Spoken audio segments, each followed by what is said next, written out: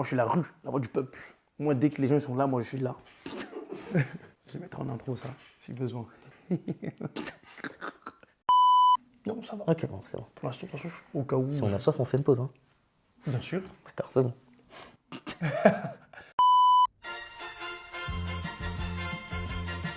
Salut les gars, c'est le Sensei. Du coup, aujourd'hui, nouvelle vidéo. On se retrouve pour un nouvel épisode des dessous des acteurs du manga. Dessous. Hein. Et aujourd'hui, C'est bien.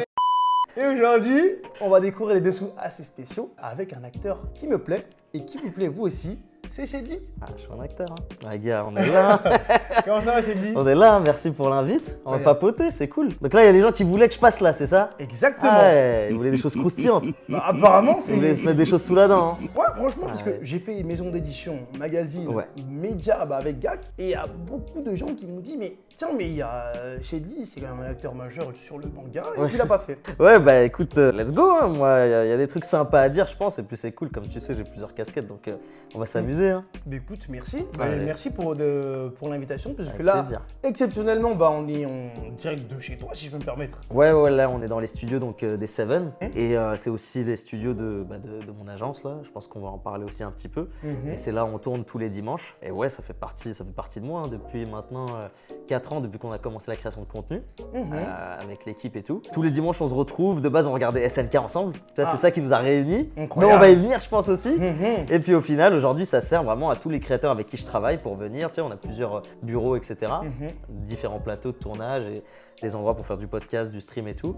Et c'est ici qu'on vient, du coup, tous les dimanches, mais même en semaine, j'ai des gars qui viennent, etc., qui viennent bosser, donc voilà. Ok, donc on va bien découvrir les origines. C'est intéressant ça. Bon, je te propose de commencer par la première question. La traditionnelle des dessous des acteurs du manga. Qui est Shedly? Qui est Shedly? J'aime bien résumer ça en 2 mots. Hein. Moi, je suis entrepreneur et créateur. Créateur de contenu, aujourd'hui, c'est là où les gens me remarquent le plus, forcément, parce que c'est ça qui m'a donné de la visibilité, le fait de me lancer sur les réseaux sociaux. Mais aujourd'hui, ça représente vraiment une infime partie de qui je suis finalement. La plupart du temps, moi, aujourd'hui, je m'occupe de mes entreprises, donc mes différents projets liés à l'entrepreneuriat. La création de contenu, aujourd'hui, ça représente vraiment que mes dimanches. C'est-à-dire, à part les dimanches, je ne fais pas beaucoup de création de contenu, voire jamais. Si j'en fais, c'est, tu sais, quand je participe à des événements, ce genre de choses, ou alors quand je me décide, parce que je suis pas fatigué, après une longue journée de boulot, de faire des petits face cam, tu sais, pour donner mon avis sur tel ou tel jeu, tel ou tel manga, animé, comics, film ou autre, tu vois. Et du coup, pour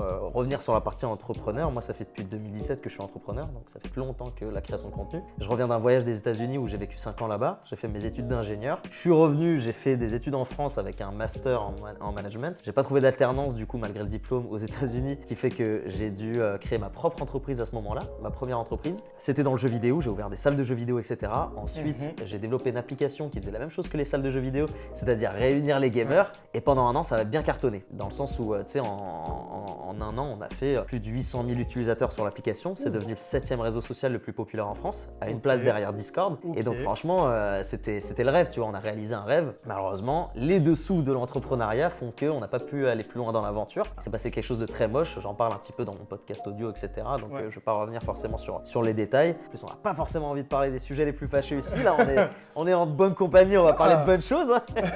En parallèle, je m'étais lancé sur les réseaux et tout. Et donc c'est là où j'ai compris que ma force était vraiment dans la création et la communication. Et c'est pour ça qu'aujourd'hui j'ai lancé mon agence donc Init Consulting. Et Init aujourd'hui c'est l'agence social media et influence qui accompagne non seulement les marques pour les aider à se faire découvrir et à améliorer leur image de marque auprès de leur audience sur les réseaux sociaux principalement. Mais on fait aussi des événements etc. de lancement et tout ça comme avec ADN et tout. Et en parallèle on fait aussi de l'influence. Donc on a des créateurs de contenu qui sont signés dans l'agence et que j'aide avec mes équipes à se développer sur les réseaux sociaux et en même temps à monétiser en créant des collaborations avec les différentes marques avec lesquelles on travaille. Ok, non, c'est pas mal. Hein. J'ai l'impression que il y a plein d'étapes de ta vie et maintenant tu as un rôle de grand frère, entre guillemets. Ah ouais. Pour beaucoup, c'est le cas et ça fait plaisir parce que moi, ma devise dans la vie, c'est vraiment explorer, donc vivre un maximum de choses. Ensuite, le partager, tu vois, sur les réseaux sociaux ou alors communiquer avec des jeunes, etc., qui ont envie de se lancer dans l'entrepreneuriat. Et forcément, la dernière partie, c'est inspirer. Donc, à travers tout ce que je vais partager, explorer et communiquer, bah, j'ai envie d'inspirer les autres. Donc ça, c'est vraiment mon but ultime dans la vie, la devise par laquelle je vis aujourd'hui. Et donc forcément, ça fait trop plaisir de voir qu'il y a des jeunes créateurs de contenu qui me demandent conseil. Quand je dis des jeunes, en fait, dans la création de contenu, ils sont jeunes. La plupart du temps, ils sont plus âgés que moi. Mais non, tu vois, donc, et ça c'est cool. Et pareil sur l'entrepreneuriat, je prends énormément de temps dans la semaine et même le week-end. Tu vois, le dimanche, j'en profite pour caser vraiment beaucoup de rendez-vous pour aider beaucoup d'entrepreneurs qui vont se lancer, qui sont dans le milieu, par exemple, de la pop culture ou dans la tech, etc. Voilà, comment tu as fait ton application? Moi aussi, j'ai envie d'en lancer une, etc. Comment tu as fait? On essaie vraiment d'avancer un maximum sur ça. Voilà, explorer, partager, inspirer. C'est intéressant que du coup, les gens connaissent ta casquette principalement de création de contenu. Ouais, yes. Mais il faut totalement pas négliger ta seconde casquette et tes autres aussi par rapport à l'entrepreneuriat. Moi, la partie qui m'a fait plaisir, c'est la partie conseil. Parce que je sais que tu donnes pas mal de conseils. Carrément. On va enchaîner avec une nouvelle question. Carrément. Si tu me le permets. Let's go. Donc là, ça va être sur ta partie création de contenu. Je sais qu'il y en a pas mal qui m'ont réclamé celle-ci. Je pense que tu dis bien. La fameuse. La fameuse. Et comment tu fais pour gérer les critiques, les remarques qui viennent par rapport justement à ta création de contenu? Ouais. J'ai posé la question exactement comme Winnie. Ça, c'était une petite dédicace pour toi. Tu vois, si on revient sur la première question, qui je suis, les gens qui justement critiquent et sont pas contents, etc., et haters comme on aime bien les appeler, c'est qu'ils ne savent pas justement tout de ma vie. Les gens qui parlent généralement sur Internet, c'est qu'ils ne savent pas. C'est un manque de connaissances. Soit, comme je le dis souvent, tu as de la critique ou tu as de la haine sur Internet. C'est soit quand t'as pas compris parce que tu t'es mal exprimé, ce qui peut arriver, ou alors les gens sont juste bêtes, ça arrive, ils n'ont pas envie de comprendre et tu as l'effet mouton derrière. Soit vous n'êtes pas d'accord, on peut avoir des avis différents. Aujourd'hui, les avis sur Internet, il faut se rappeler que donner un avis, il n'y a pas beaucoup de créateurs de contenu qui le faisaient avant. Pas si tu te souviens, mais quelqu'un comme Squeezie, c'est pour ça que les gens disent souvent que c'est quelqu'un de super lisse. Mais aujourd'hui, tu peux le comprendre et c'est complètement légitime pour quelqu'un comme lui. Parce que la seule fois, en je sais pas combien d'années, qu'il a ouvert sa bouche sur un sujet, le cinéma, il y a toute la cinéphilie française qui lui est tombée dessus. Ouf, il a pris super cher. Ouais. Et en fait, tu te dis, putain, si Squeezie, le number one, à partir du moment où il donne son avis, il se fait détruire, bah, tu te rends compte que en fait, c'est pour ça que personne donne son avis, tu vois. Et nous, on est arrivé sur TikTok, tu sais, comme des petits jeunes, on est arrivé en mode, vas-y, on vient de découvrir l'outil, on va commencer à parler. Et donc, forcément, tu donnes ton avis. C'est parce que les gens attendent, les gens veulent que tu sois ultra lisse et veulent que tu dises, t'adores tout. Sauf que moi, j'aime pas tout. Bah, c'est comme tout le monde, je pense. Moi, j'adore Dragon Ball, mais forcément, il y a des points faibles. J'adore One Piece, c'est mon manga préféré, mais il y a des points faibles. Et vous allez m'entendre les critiquer ces points faibles. C'est pour ça que tu me dis comment je fais pour accepter les critiques. Parce que moi j'en fais. Donc si j'en fais, j'accepte derrière qu'on m'en fasse. Et ça c'est super important. Maintenant, il y a la bonne critique et il y a la mauvaise critique. On va appeler la haine, on va dire. On va pas se le cacher, c'est vraiment de la haine. Ouais, et dans la haine, tu as forcément l'incompréhension, de la mésentente, du désaccord et aussi de la jalousie. Et ça c'est un truc que les gens veulent pas entendre. Tu leur dis, mais là si t'es jaloux, t'es jaloux. Enfin je veux dire, t'es constamment en train de me dire que t'es en train de comparer nos deux routines, etc. T'es en train de me dire, mais les gens savent pas que je travaille plus que cette personne-là, tu vois. Bah oui. Et il y a un mec un jour, celle-là elle est trop importante, je trouve à mes yeux. Je lui dis sur Twitter, parce qu'il avait pété un câble, parce que je crois j'avais dit j'aimais pas Boruto ou je sais pas quoi. Enfin, ça a été super retweeté, etc. Oh, regardez, il aime pas Boruto, je sais pas quoi. Et le mec, je lui dis, mais c'est quoi, explique-moi d'où ça vient cette haine, c'est de la jalousie. Et là, il fait une vidéo YouTube de 20 minutes. Donc j'ai pas tout regardé. Waouh. Du coup, j'ai écouté en x2 la conclusion de sa vidéo et il me disait bah oui, Shelly, je suis un petit peu jaloux de toi parce que moi, quand je vais au travail, je me fais mal au bras et toi, t'es chez toi en train de faire des vidéos. Mais est-ce que cette personne sait que j'ai perdu l'usage de mes bras pendant 1 an? Est-ce que les gens savent que pendant 1 an, moi j'avais mes bras dans des plaques comme ça que je pouvais pas bouger les bras et que ça a duré pendant 6 ans et qu'aujourd'hui je vis avec une douleur chronique? Les gens savent pas ça sur moi, tu vois. Moi je savais pas, c'est une dinguerie que tu me dis là. Ouais, carrément, je viens faire contre-pied là. Les gens savent pas forcément ça sur moi. Et en fait, le fait de pas savoir, ça te pousse à dire des conneries. Ça te pousse forcément à dire des conneries. Donc moi, à la fin de la journée, il y a le fait de dire, c'est réciproque. Ça veut dire, tu critiques Masashi Kishimoto sur sa fin, attends-toi à ce que ses fans viennent t'agresser. Même si c'est pas de la bonne manière, il faut s'attendre à ça. Donc moi, j'accepte. La deuxième manière aussi, malheureusement, et là les gens vont le prendre très méchamment, ils vont dire que je suis hautain et je sais pas quoi, c'est malheureusement de prendre par pitié ces gens-là. Les gens qui vont mal te parler sur internet, qui vont créer des bad buzz sur toi parce qu'ils ont pris une partie de ta vidéo hors contexte et qui vont vouloir faire 2-3 petits likes dessus alors que ça sert à rien, à part garantir leur place en enfer. Écoute, comme j'ai dit dans une précédente vidéo, moi je suis croyant, l'enfer, tout ça, voilà, vous connaissez mon point de vue. Hein. À part ça, ils vont rien gagner. Le truc avec ces gens-là, c'est simplement que derrière, ils ont une vie de merde.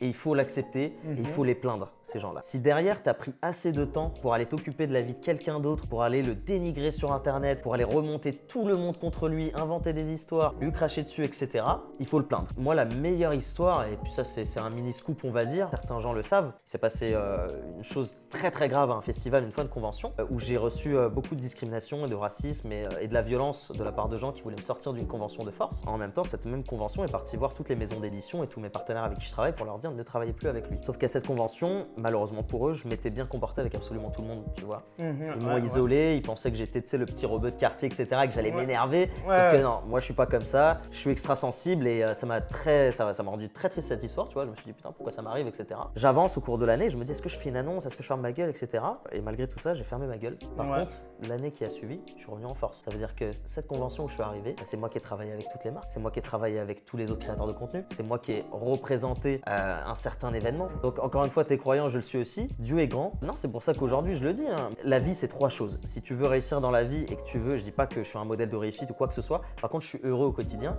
Donc je pense que ça, c'est le plus important. C'est le plus important. Et je pense que ça, c'est vraiment là où je peux représenter un modèle, parce qu'il n'y a pas beaucoup de gens qui ont le bonheur H24. Moi, j'ai le bonheur H24, Dieu merci. Et bien évidemment, il peut y avoir des hauts et des bas. Mais par contre, je ressens ce bonheur constamment parce qu'il y a 3 choses que je fais dans la vie. Il y a 3 choses que je suis. En toute humilité, je suis gentil. Tu vois ce que je veux dire? Je suis gentil. Oh bah, ça pour Tu vois ce que je veux dire?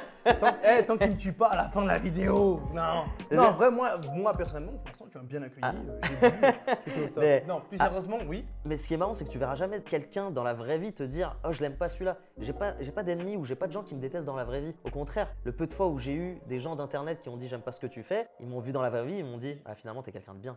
Tu vois ce que je veux dire? Être honnête, c'est-à-dire être transparent, dire la vérité, ne pas faire le médisant, ne pas dire de la merde sur les gens, ne pas écouter quand les gens disent de la merde sur les autres, parce que ça veut dire qu'ils le font aussi pour toi. Et la dernière chose, c'est être généreux. Toujours donner plus que te donner à toi-même plus. Même si t'es pas sûr de recevoir en retour. C'est ça, c'est exactement ça. Mais ce qui est marrant, à chaque fois que tu donneras, moi j'appelle ça Dieu, les gens appellent ça l'univers, tu peux appeler ça le karma comme tu veux, Dieu te rend. Je suis pas en train de te demander de faire des trucs de ouf, je te demande juste d'être humain. Ça se résume à 3 choses, c'est être humain. Une fois que tu l'es, t'as niqué le game en fait, t'as niqué le game. Vraiment, en l'appliquant, ça change la vie. Ça change la vie. Là, on est dans la philosophie là. Non, là, t'as utilisé les armes. Pour moi, c'est incontrable. Mais c'est intéressant. En plus, vraie réponse humaine. Mais j'enchaîne avec une nouvelle question. Si Allez, c'est parti, la 3e. Là, on était sur la partie création de contenu. On repart sur la partie que je ne connais peut-être un peu moins. C'est la partie entrepreneuriat, agence. T'as ouvert une agence récemment. Carrément. Ça va faire 1 an en mai. C'est assez jeune en plus.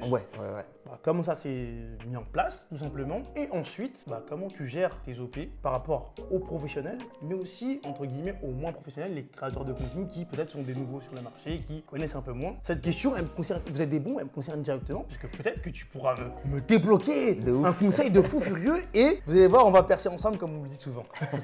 De ouf. Bah écoute, moi le constat il est simple. Comme je te le dis, j'avais une start-up, donc il s'est passé des soucis au niveau de l'investissement, etc. L'entrepreneuriat français, tu vois, c'est une certaine ligne droite.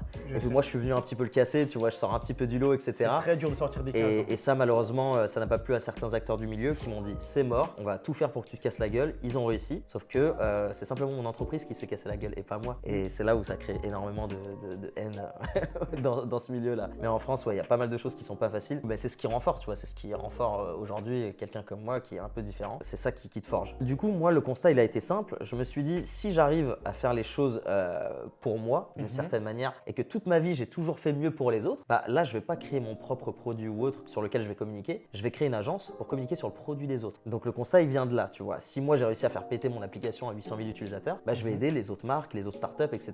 à faire de même. Pareil pour la création de contenu. Si moi, j'ai réussi à péter et que j'ai réussi à faire péter énormément de personnes, je vais le faire de manière officielle et non plus officieusement. Je vais le faire avec des créateurs que je vais signer chez moi. Je vais aider à faire péter. Donc, c'est ça un petit peu le constat. Aujourd'hui, voilà, mon agence, donc comme je l'ai expliqué, ça fait 1 an. Ça fait 1 an que c'est allé à une certaine vitesse et qui me plaît énormément. En tout cas, j'avais déjà beaucoup de contacts, j'avais déjà beaucoup de preuves, de concepts, etc. Donc, à partir de là, j'ai fait la communication d'une 120aine de marques. On a fait des trucs chez Quick, on a fait des trucs chez Burger King, on a fait des trucs chez Puma, Adidas, certaines maisons d'édition avec qui on a travaillé. On a fait pas mal de belles choses. Franchement, j'en suis hyper fier et surtout, il y a aussi dans le gaming, tu vois. Dans le gaming, on a lancé la première campagne TikTok de MSI par exemple. On a lancé une campagne pour Capcom. C'était vous. On a fait un petit peu de Nintendo. Donc ça, c'était super cool. Et donc là, on avance sur ces projets. Aujourd'hui, vous verrez un petit peu de nous sur Webtoon, avec qui on travaille énormément. Donc, Wow, tu nous lis qu'une info en direct là? Non. Qu'est-ce qui se passe là? Je vous ai dit à chaque fois, on ressort avec une info. Qu'est-ce qui se passe avec Webtoon là? Tu me lis qu'une info en direct là? Non, c'est des personnes avec qui on avait lancé une première campagne, tu vois, sur YouTube avec un créateur. Puis là, ça s'est tellement bien passé que on travaille avec eux depuis quelques mois maintenant. Ça se passe bien et qu'on continue avec eux, avec d'autres maisons d'édition, etc. Donc, on est super contents. On a fait la com aussi de pas mal de films au cinéma qui ont pété, tu vois, qui sont arrivés au top 10 Box Office France. Donc ça aussi, on est très contents.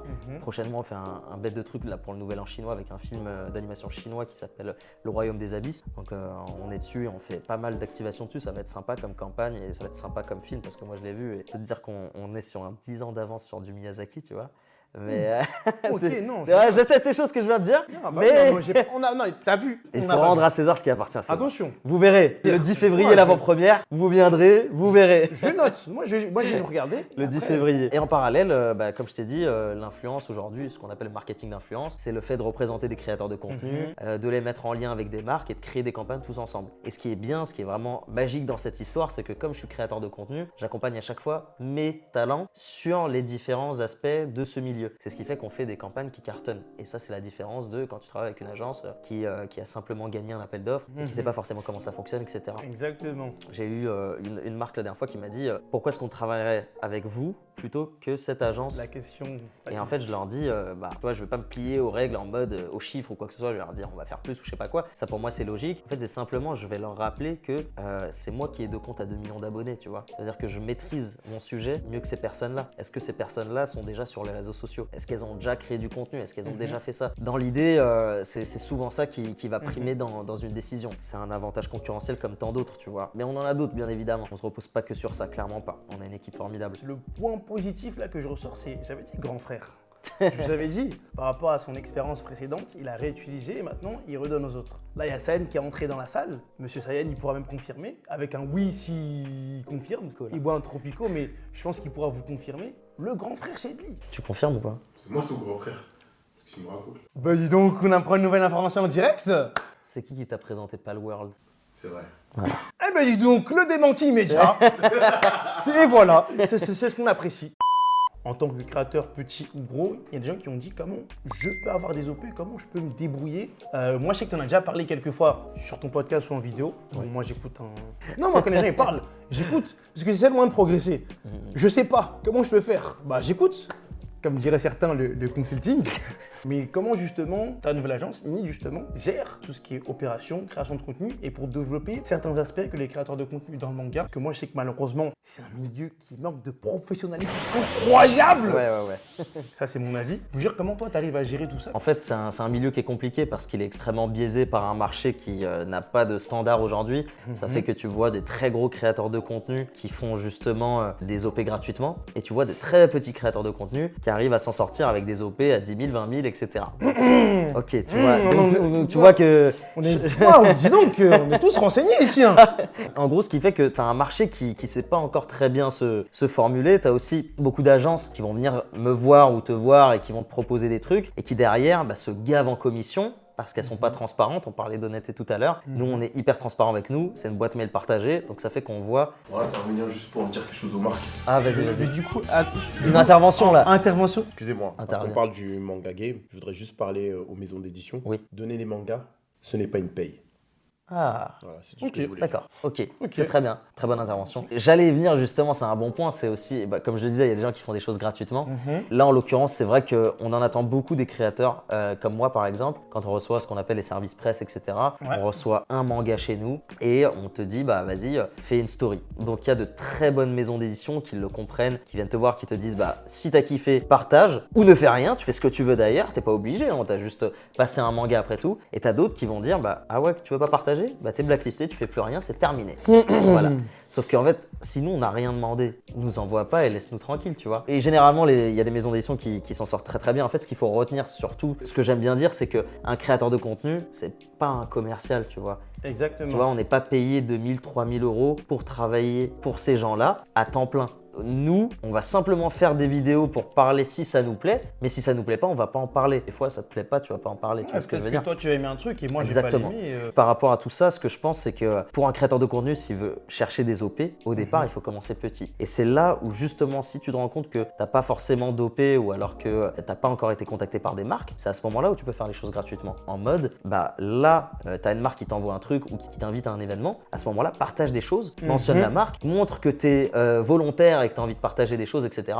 Et ça, je l'ai vu avec plein de nos créateurs. On leur dit partagez, venez à des événements, faites des choses. À partir de là, t'es dans le viseur des marques. Elles voient que tu participes, elles voient que t'es volontaire, elles voient que t'as envie de partager. À ce moment-là, ouais, tu seras invité déjà à plus d'événements, ce qui te permettra de créer plus de contenu et rencontrer plus de monde et ensuite plus si affinité. Mais derrière, étant donné que tu es dans le viseur des marques, bah à ce moment-là, elles vont se dire putain, c'est vrai que j'ai bien aimé le contenu qu'elle avait fait gratuitement, cette personne-là, la dernière fois. Peut-être que si je lui envoie un truc et que je lui dis de le faire de manière rémunérée, bah elle en fera encore mieux, tu vois. Elle pourra investir sur du matos, elle pourra faire des choses, etc. Tu vois. Donc commencer par des choses gratuites, commencer par des choses pas folles, dans le sens où même si c'est pas des grosses maisons d'édition, commencer petit, tu vois, avec des petites boîtes, tu vois, t'en as plein des petites maisons d'édition, tu vois, Dokidoki, Akata, etc., avec qui tu peux travailler main dans la main, proposer des choses, faire évoluer, etc. le système. Et après, peut-être que les boîtes qui auront de l'argent à ce moment-là pourront investir en toi. Mais après, il faut se rappeler que le monde de l'édition en France, c'est pas le monde qui a le plus de budget sur Terre, tu vois. Là, on parle pas du milieu du jeu vidéo où là, c'est complètement différent. Beaucoup d'argent investi dans de la merde dans le jeu vidéo, tu vois. C'est très triste.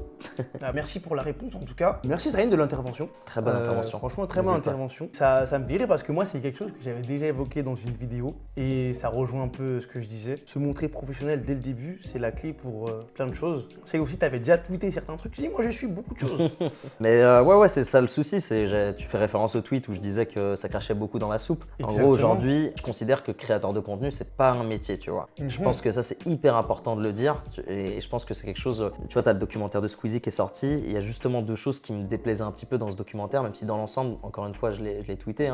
C'est que j'invite vraiment les créateurs et les communautés à les regarder parce que tu as le dessous du métier qui est hyper important et intéressant. Par contre, il y a deux choses qui m'ont pas intéressé. C'est le fait de montrer que YouTuber, c'est un métier. Sauf qu'encore une fois, c'est le métier de Squeezie, de Mister V et de Cyprien. C'est pas le métier des autres. C'est ça. Voilà. Nous, c'est un tremplin. Moi, c'est un tremplin. C'est pas mon activité à temps plein, etc. Tu vois. Ok. Et c'est pas le cas de 99% des autres YouTubeurs. Ça, c'est important de le dire. Créateur de contenu aujourd'hui, ce n'est pas un métier. Influenceur, ce n'est pas un métier. Donc ça, faut faire hyper attention à ça. La deuxième chose qui me peinait un petit peu dans ce documentaire, c'est qu'à un moment donné, tu as Squeezie qui parle du fait qu'il ait monté sa propre agence, etc.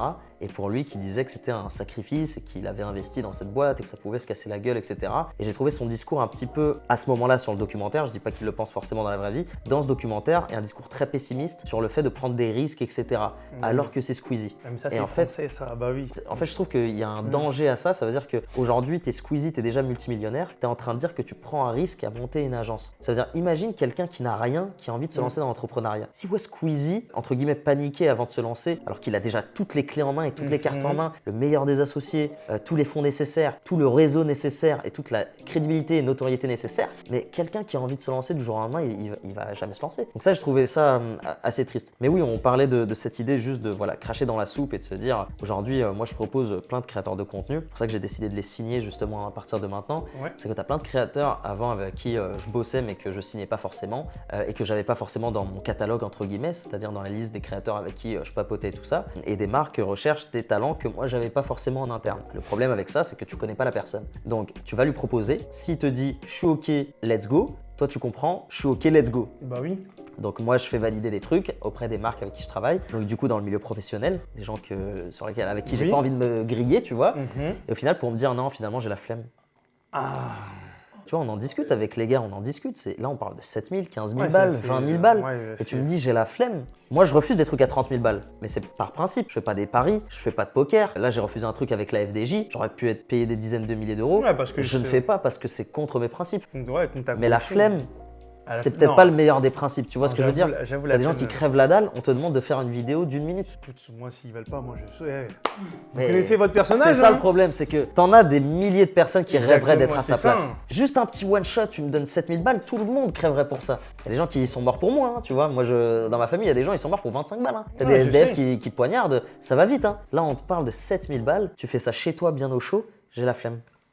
Ça, c'est pas des J'ai la histoires qu'il flemme. faut dire à nos parents, ça. Et ça, on parle des plus gros créateurs de contenu, ça veut dire on parle de gens qui pètent très très fort, tu vois. Si là, on va voir nos parents tous les deux, on leur dit ouais, j'ai refusé tant longtemps pour 1 minute, nos C'est parents, la je pense tatane. qu'ils vont mal réagir. Hein. Ça Ah, t'as dépend. raison, c'est ce qu'on se dit, c'est que le constat il est simple, c'est que ces personnes-là n'ont pas besoin d'argent, c'est tout. Moi je leur en veux pas, je vais pas juger ni quoi que ce soit. Ouais, je, bah oui. je les blacklist et je travaille plus avec ces gens-là, c'est tout. Ouais, Et tu travailles plus jamais avec la marque, tu travailles plus jamais avec moi et Ouais. c'est tout, tu vois. Là, c'est toujours cet aspect, bah, ça revient à l'aspect professionnel, parce Ouais. que du coup, je pense que cette personne, elle t'a vu en tant qu'ami, puisque on peut dire qu'à son ami, j'ai la flemme. Tu vas pas dire ça à un pro. Si tu dis ça à un professionnel, tu sais que malheureusement, tu vas plus jamais travailler avec lui. Sauf même si tu es en position de force, je connais des professionnels qui travaillent avec certains créateurs de contenu, le j'ai la flemme, il y passe pas bien. La pilule, elle est mal C'est ça, passée. c'est même pas qu'on est amis ou autre, ça reste un milieu professionnel, tu vois, ça reste des emails très importants, etc.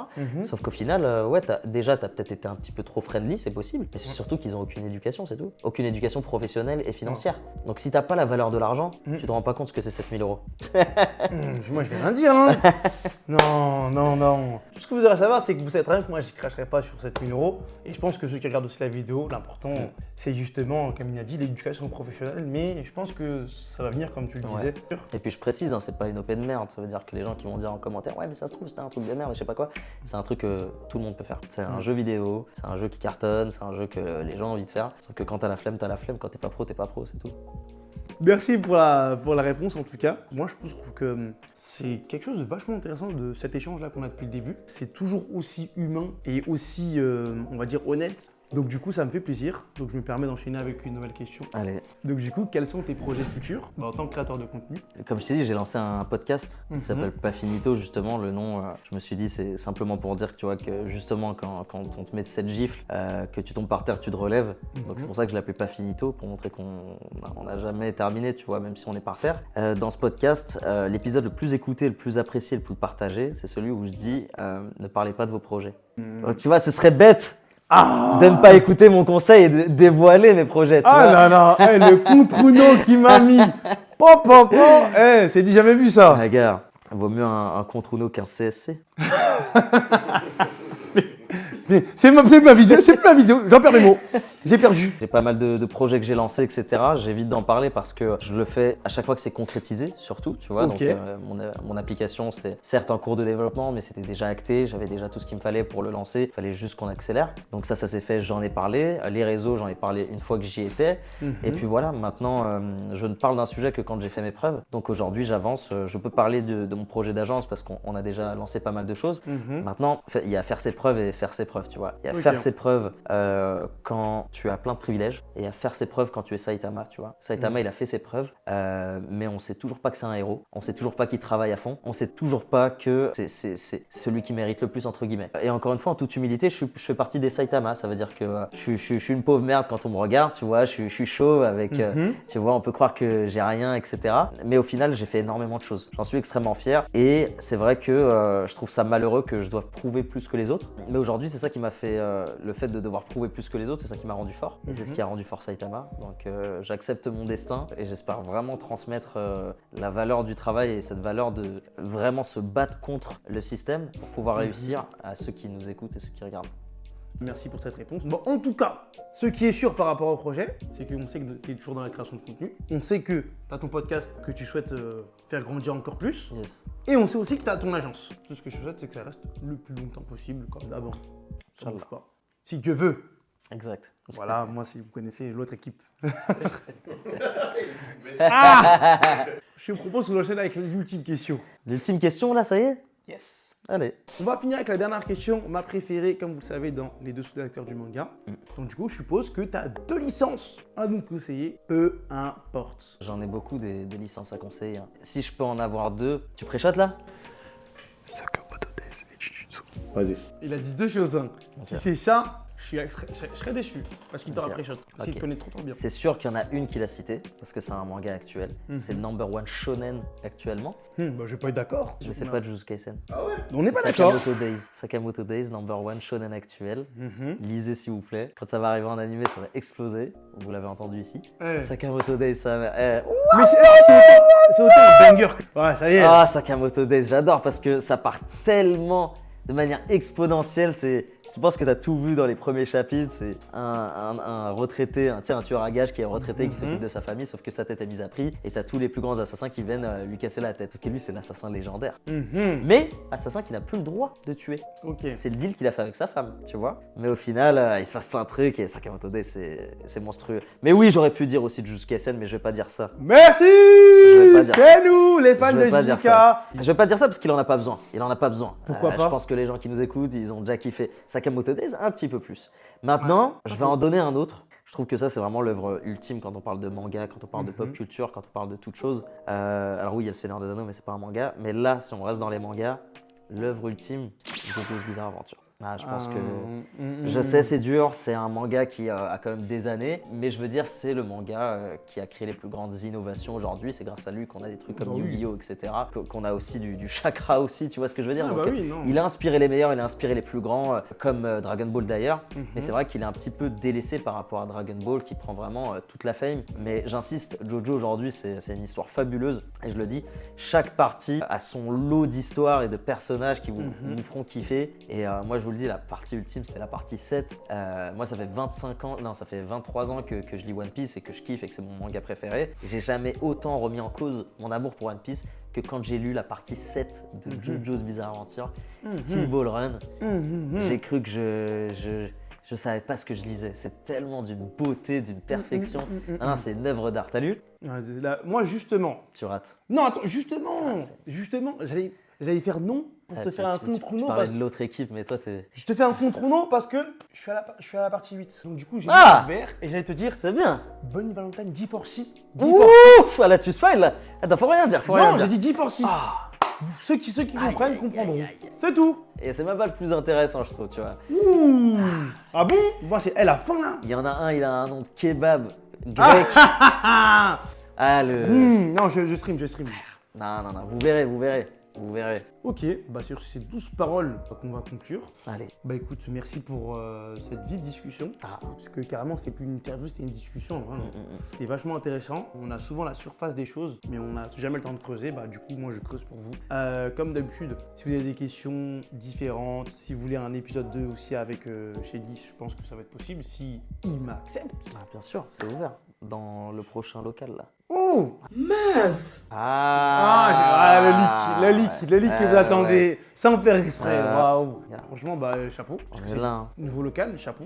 Mais en tout cas, ça me fait plaisir d'avoir partagé cet épisode avec toi. C'est très cool, merci à toi. Et comme d'habitude, vous connaissez la chanson. Partagez, abonnez et aussi... Likez.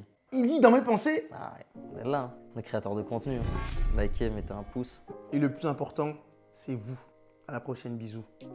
C'est ça la phrase de fin? Ah là, t'as paniqué un peu là. Non. Il a paniqué là. Non, là, je voulais changer. Tu mettras des sous-titres. Ouais, là faut... J'ai eu à la